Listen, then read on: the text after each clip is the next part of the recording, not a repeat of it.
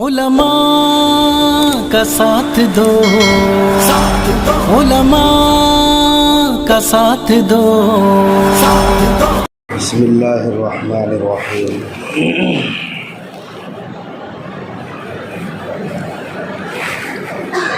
الحمد للہ وحدہ والصلاة والسلام علی من لا نبی بعدہ۔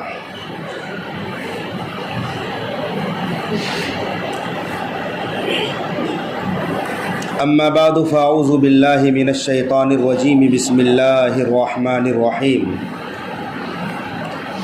قل ان کنتم تحبون اللہ فاتبعونی یحببکم اللہ ویغفر لکم ذنوبکم واللہ غفور الرحیم۔ وقال اللہ تعالی النبی اولی بالمؤمنین من انفسہم وازواجہ امہاتہم۔ وقال النبی صلی اللہ علیہ وسلم لا یؤمن احدکم حتی اکون احب الیہ من والدہ وولدہ والناس اجمعین، او کما قال علیہ الصلاۃ والسلام۔ کہ محمد سے وفا تو نے تو ہم تیرے ہیں، یہ جہاں چیز کیا ہے لوح و قلم تیرے ہیں۔ اگر دونوں جہاں کی کامیابی گر تجھے درکار ہے تو ان کا دامن تھام لے جن کا محمد نام ہے صلی اللہ علیہ وسلم۔ اور جان دی ہوئی اسی کی تھی، جان دی ہوئی اسی کی تھی، حق تو یہ ہے کہ حق ادا نہ ہوا۔ حضرات معزز سامعین کرام، ایک دفعہ رسول اللہ صلی اللہ علیہ وسلم کے ہاتھ میں سیدنا عمر رضی اللہ تعالی عنہ کا ہاتھ تھا کہ حضرت عمر رضی اللہ عنہ بول پڑے، یا رسول اللہ، مجھے اپنی جان کے سوا اپنی اولاد، اپنے ماں باپ، بلکہ تمام چیزوں سے زیادہ محبت آپ سے ہے سوائے اپنی جان کے۔ پیارے آقا صلی اللہ علیہ وسلم نے فرمایا، عمر اگر ایسی بات ہے تو ابھی ایمان میں کچھ کسر ہے۔ تو سیدنا عمر رضی اللہ تعالیٰ عنہ نے اپنی ذات پر غور کیا کہ میں نے کیا بول دیا۔ میری جان تو ہمیشہ آپ صلی اللہ علیہ وسلم پر فدا ہے، قربان ہے۔ اپنی ذات پر غور کرنے کے بعد فوراً بول پڑے، یا رسول اللہ، اب عمر کی جان سے بھی زیادہ، عمر کو اپنی جان سے بھی زیادہ آپ سے محبت ہے۔ تو حضور صلی اللہ علیہ وسلم نے فرمایا، الآن یا عمر، عمر اب ایمان کامل ہوا۔ چنانچہ صحیح حدیث میں آپ صلی اللہ علیہ وسلم نے ارشاد فرمایا، کوئی شخص اس وقت تک کامل ایمان والا نہیں ہو سکتا جب تک کہ اس کے نزدیک اس کے ماں باپ اور اس کی اولاد، بلکہ تمام چیزوں سے زیادہ میں محبوب نہ بن جاؤں۔ آپ صلی اللہ علیہ وسلم کتنے قریب ہیں ایمان والوں سے، اللہ نے کھول کر واضح طور پر بتایا ہے۔ قرآن حکیم میں ہے، النبی اولی بالمؤمنین من انفسہم۔ ایک شخص اپنی جان سے کتنا قریب ہے، لیکن قرآن کہتا ہے کہ نبی صلی اللہ علیہ وسلم تمہاری جان سے بھی زیادہ قریب ہے تم سے۔ ہماری جو جان ہے اس سے بھی زیادہ نبی صلی اللہ علیہ وسلم ہم سے قریب ہے۔ اور یہ چیز حضرات صحابہ کرام نے سیکھا تھا۔ ہمیشہ سفر میں، حضر میں، دن ہو یا رات ہو، گویا اپنی جانوں کو صحابہ ہتھیلیوں پر لے کر گھومتے تھے کہ کب آقا نامدار علیہ الصلاۃ والسلام پر اپنی جان کا نذرانہ پیش کرنے کی نوبت آ جائے۔ تمام صحابہ فدا تھے اپنی جانوں کو لے کر کے۔ چنانچہ جنگ احد کے موقع پر سیدنا انس ابن نضر رضی اللہ تعالیٰ عنہ بڑی جوامردی کے ساتھ، شجاعت کے ساتھ ہاتھ میں تلوار لیے کفار کے صفوں میں جا رہے تھے۔ اچانک انہوں نے سنا، حالانکہ یہ بات افواہ تھی، کہ نعوذ باللہ آپ صلی اللہ علیہ وسلم شہید کر دیے گئے۔ انس ابن نضر رضی اللہ تعالیٰ عنہ نے کہا کیا کہتے ہو، نبی صلی اللہ علیہ وسلم شہید ہو گئے؟ صحابہ نے کہا ہاں، ہم جس کے لیے لڑ رہے تھے وہ ذات ہی نہیں باقی ہے، تو اب ہم کیوں لڑیں؟ انس ابن نضر رضی اللہ تعالیٰ عنہ نے کہا شرم کرو، وہ ذات اگر باقی نہیں جس کے لیے ہم لڑ رہے تھے تو ہم زندہ کیوں رہیں؟ مسلمانوں تلوار لو اور نبی صلی اللہ علیہ وسلم کا انتقام لو، بدلہ لو۔ انس ابن نضر رضی اللہ تعالیٰ عنہ پھر جوامردی اور اسی شجاعت کے ساتھ کفار کے جمگھٹے میں گئے، کتنوں کو قتل کیا، لڑتے لڑتے شہید ہو گئے۔ جنگ کے بعد جب لاشوں کا معائنہ کیا گیا، انس ابن نضر رضی اللہ تعالیٰ عنہ کے بدن پر تلوار اور نیزوں کے 80 سے زیادہ زخم تھے، پہچاننا مشکل تھا۔ انس ابن نضر کی بہن نے انگلی کے پورے سے پہچانا۔ اس طرح کے فدائیان تھے صحابہ کرام کے دور میں۔ قتادہ ابن نعمان رضی اللہ تعالیٰ عنہ ہے، جنگ احد کے موقع پر جب آپ صلی اللہ علیہ وسلم کا گھیراؤ کر لیا کفار نے، قتادہ ابن نعمان آپ صلی اللہ علیہ وسلم کے لیے ڈھال بن گئے اور چہرہ دشمنوں کی طرف کر لیا تاکہ نبی صلی اللہ علیہ وسلم پر کوئی تیر نہ آئے۔ ایک تیر قتادہ ابن نعمان کی آنکھ میں لگا،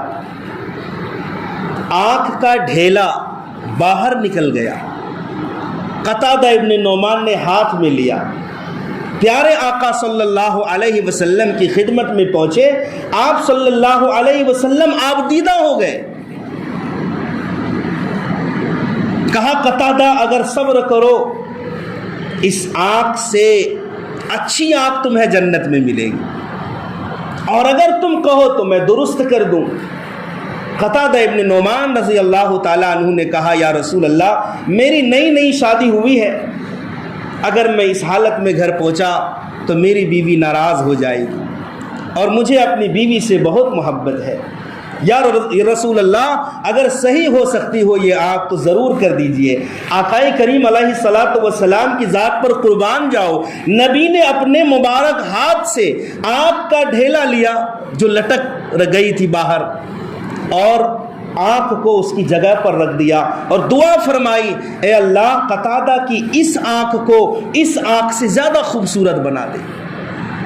قتادہ ابن نعمان کہتے ہیں میں بوڑھا ہو گیا، مگر میری جس آنکھ پر رسول اکرم صلی اللہ علیہ وسلم کا مبارک ہاتھ لگا تھا، اس آنکھ میں روشنی دوسری آنکھ سے زیادہ تھی، کبھی درد محسوس نہیں ہوا ساری زندگی۔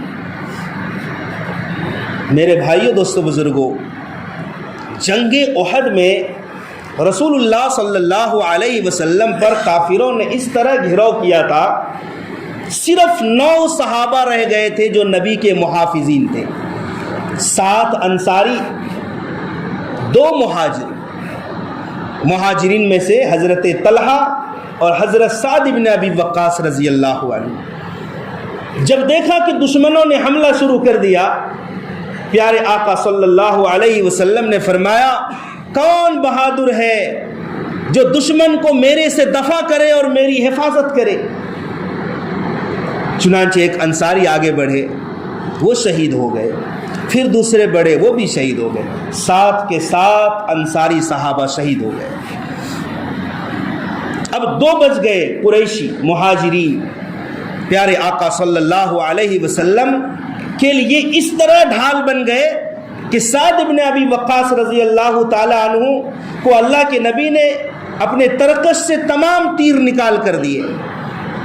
حضرت سعد بن ابی وقاص کے پیچھے آپ صلی اللہ علیہ وسلم ہیں اور سعد بن ابی وقاص ڈھال بن گئے ہیں۔ کوئی تیر، کوئی بھالا، کوئی نیزہ پیارے آقا تک نہ پہنچ پائے۔ پیارے آقا تیر دے رہے ہیں اور فرما رہے ہیں کہ سعد میرے ماں باپ آپ پر قربان، تیر چلاؤ، میرے ماں باپ آپ پر قربان، تیر چلاؤ۔ سعد بن ابی وقاص رضی اللہ تعالیٰ عنہ نے اس طرح سے تیر چلائے جسے کہتے ہیں دھواں دھار تیر چلائی، دشمنوں کے چھکے چھڑا دیے۔ پیارے آقا صلی اللہ علیہ وسلم سعد بن ابی وقاص رضی اللہ تعالیٰ عنہ کے بدن کے اوٹ سے کبھی اپنا سر مبارک نکال کر دشمنوں کی طرف دیکھنا چاہتے تھے تو حضرت سعد بن ابی وقاص رونے لگتے تھے، کہتے تھے یا رسول اللہ آپ اس طرح نہ دیکھیے، مجھے ڈر ہے کہ کوئی تیر، کوئی حملہ دشمن کی طرف سے آپ کے سر مبارک پر نہ ہو جائے۔ اور حضرت طلحہ کا کیا معاملہ تھا؟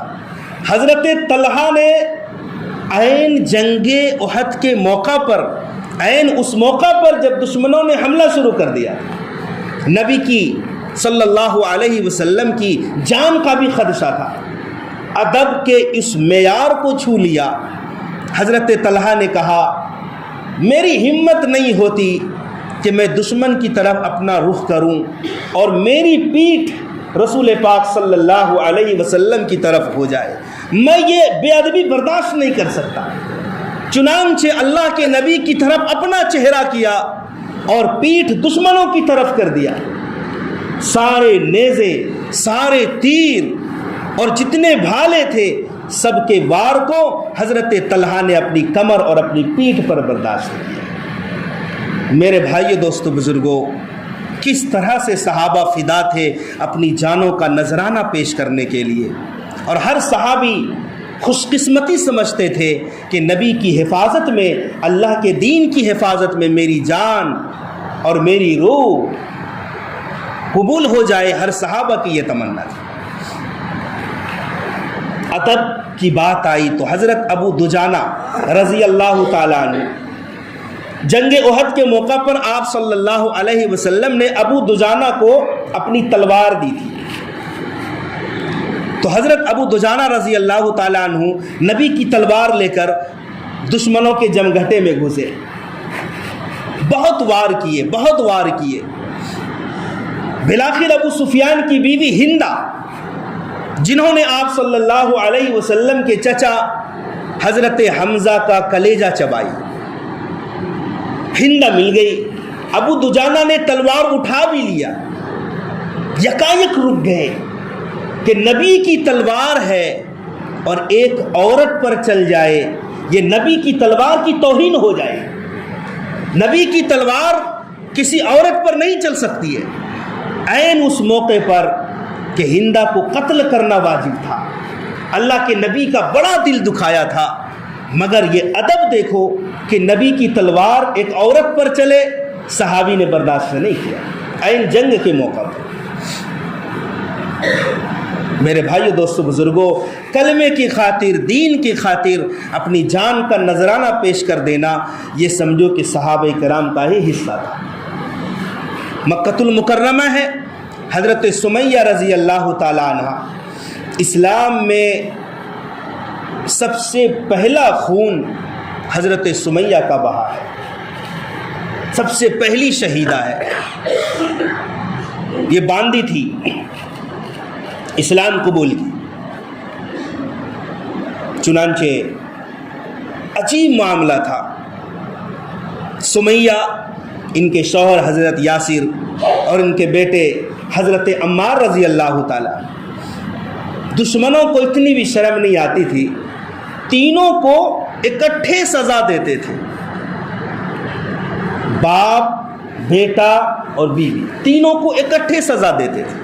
یہ تو عجیب غیرت ہو جاتی ہے نا پھر، کہ بیوی دیکھ رہی ہے کہ شوہر بھی پٹ رہے ہیں اور بیٹا بھی پٹ رہا ہے، بیٹا دیکھ رہا ہے کہ ماں باپ کو سزائیں دی جا رہی ہے، ایک شرم، ایک غیرت محسوس ہوتی ہے، ایک انتقام کی آگ بھڑک اٹھتی ہے۔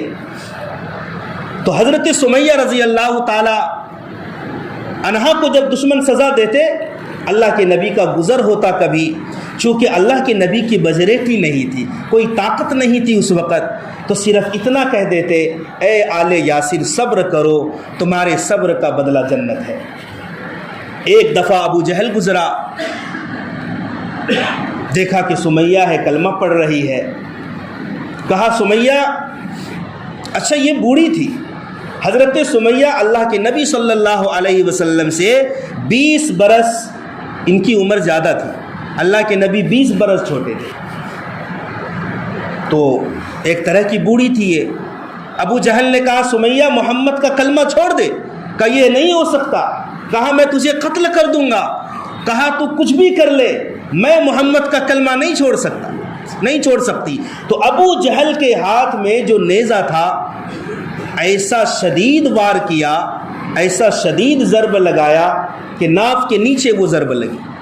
حضرت سمیہ اسی وقت شہید ہو گئے، لیکن مرتے مرتے بھی نبی پاک صلی اللہ علیہ وسلم کی محبت پر اپنی جان دے دی، اللہ کے کلمے کے لیے جان دے دی، مگر یہ نہیں ہوا کہ کفار کے ڈر سے کلمے کا سودا کر رہے ہیں۔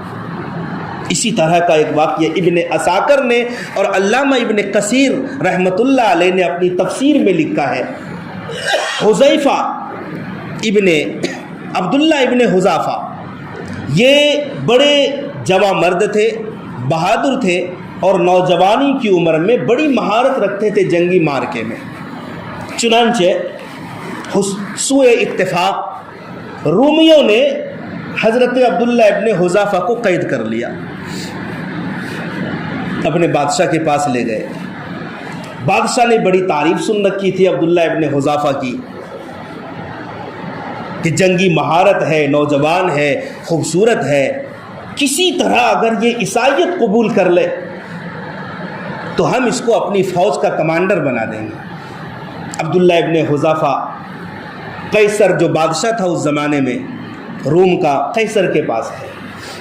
قیصر نے کہا کہ عبداللہ تم عیسائیت قبول کر لو، کہا ایسا ہرگز نہیں ہو سکتا، ہم تمہیں بادشاہت دیں گے، یہ بھی قبول نہیں کیا، ہم تمہیں اپنی آدھی حکمرانی دے دیں گے، اور نہ جانے کیا کیا وعدے کیے۔ عبداللہ ابن حذافہ نے کہا ہرگز برداشت نہیں ہے، کہا تو پھر ہم تجھے قتل کر دیں گے۔ عبداللہ نے کہا خوشی سے قتل کر دو۔ چنانچہ اس زمانے میں جو سزائیں دی جاتی تھی قیدیوں کو، پیتل کا بہت بڑا دیگ ہانڈی کی شکل میں، بہت بڑا، کہ اس میں ایک ثابت انسان کو اچھے سے فرائی کیا جا سکے، اتنا بڑا وہ برتن تھا۔ اس پر زیتون کا تیل ڈالا، گرم کیا، جب تیل ابلنے لگا، کھولنے لگا، تو بادشاہ نے کہا کہ ایک مسلمان قیدی کو پکڑ کر لاؤ۔ پکڑ کر لایا، کہا اس کو ڈال دو۔ سکنڈوں میں ہڈیاں نظر آنے لگی، اس طرح سے جل بھن گئے، تل گئے۔ بادشاہ نے کہا دیکھ عبداللہ، اب تیرا بھی یہی حشر ہوگا، ابھی بھی موقع ہے، عیسائیت قبول کر لو۔ کہا ہرگز نہیں ہو سکتا، کہا اسے بھی اٹھاؤ اور ڈال دو۔ جب اٹھانے لگے تو عبداللہ ابن حذافہ رضی اللہ عنہ کی آنکھوں میں آنسو آ گئے، رونے لگے۔ بادشاہ خوش ہو گیا، سوچا کہ اب عیسائیت قبول کر لے گا۔ کہا میرے قریب لاؤ، کہا عیسائیت قبول کر لو بچ جاؤ گے۔ کہا ہرگز نہیں۔ کہا پھر کیوں رو رہا ہے؟ کہا میں اس لیے رو رہا ہوں، کاش میرے پاس ایک ہی جان ہے، کاش میری روئی روئی میں جانیں ہوتی، ایک نہیں انیک جانیں ہوتی، اور ہر جان کو ایک ایک کر کے میں اس طرح راہ خدا میں قربان کر دیتا اللہ کے لیے تو زہے قسمت تھی۔ میں اس لیے رو رہا ہوں کہ میرے پاس ایک ہی جان ہے، وہ تو سیکنڈوں میں ختم ہو جائے۔ بادشاہ نے کہا کہ سوچا کہ اس طرح سے عیسائیت قبول نہیں کرے گا اور ہرگز قبول نہیں کرے گا، تو کہا کہ تم ایسا کر سکتے ہو کہ میری پیشانی پر بوسہ دو۔ عبداللہ ابن حذافہ نے کہا کہ ہرگز نہیں دے سکتا، آپ عیسائی ہیں، میں مومن ہوں، میں آپ کی پیشانی کو کیوں چوموں؟ کہا دیکھو اگر تم میری پیشانی پر بوسہ دو گے تو جتنے مسلمان قیدی ہیں، 80 مسلمان قیدی تھے، سب کو میں رہا کر دوں گا تمہارے ساتھ۔ عبداللہ ابن حذافہ نے سوچا ایک مسلمان کی کیا قیمت ہوتی ہے. 80 مسلمان صرف ایک بوسے پر، ایک بار پیشانی چومنے پر رہا ہو جائے تو یہ سودا سستا ہے. عبداللہ ابن حذافہ نے کہا مجھے قبول ہے. پھر عیسائی بادشاہ کی پیشانی پر بوسہ دیا. 80 مسلمانوں کو لے کر عمر فاروق رضی اللہ تعالیٰ عنہ کا دور تھا. حضرت عمر فاروق کی خدمت میں پہنچے. سیدنا عمر فاروق رضی اللہ عنہ نے منبر رسول پر بڑے ادب کے ساتھ عبداللہ کو بٹھایا اور کہا عبداللہ آج تم اپنا واقعہ خود سناؤ، کیا کیا ہوا. سارا واقعہ سنایا.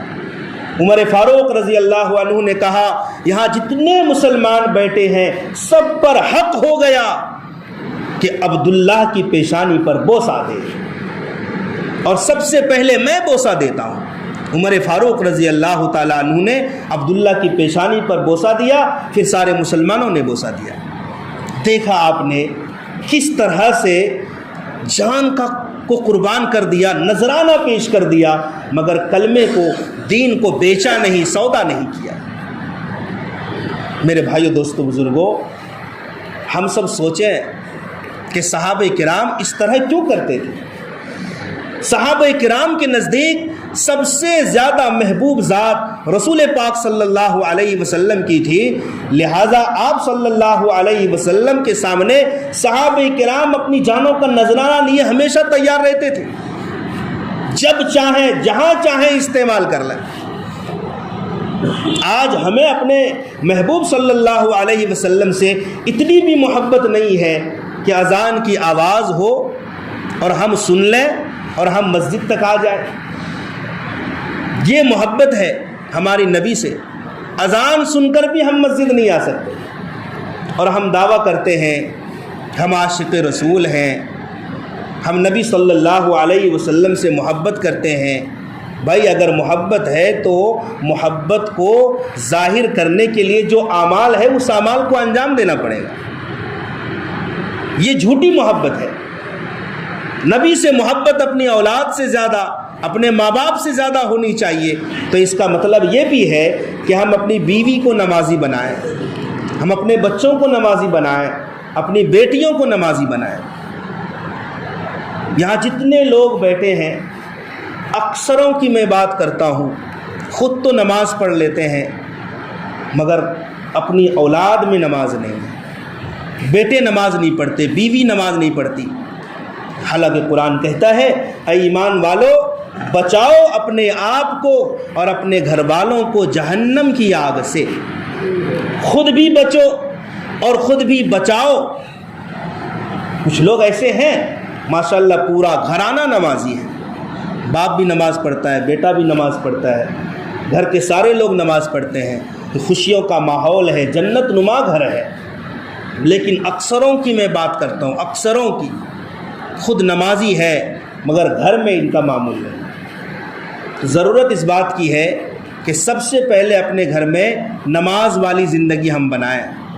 خود بھی نماز پڑھیں، گھر والوں کو بھی نماز پڑھوائیں، امراً نماز پڑھوائیں، تاکیداً نماز پڑھوائیں.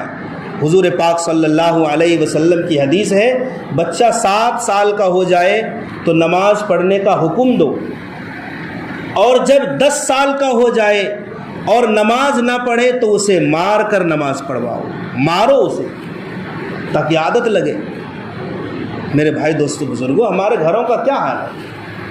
ہم برکت ڈھونڈتے ہیں، خیر و برکت کی دعائیں کراتے ہیں اور ہمارے گھر سے نحوست نکلتی ہے. اللہ تبارک و تعالی ہمیں صحیح سمجھ کی اور اس پر عمل کرنے کی توفیق عطا فرمائے. سنت سے فارغ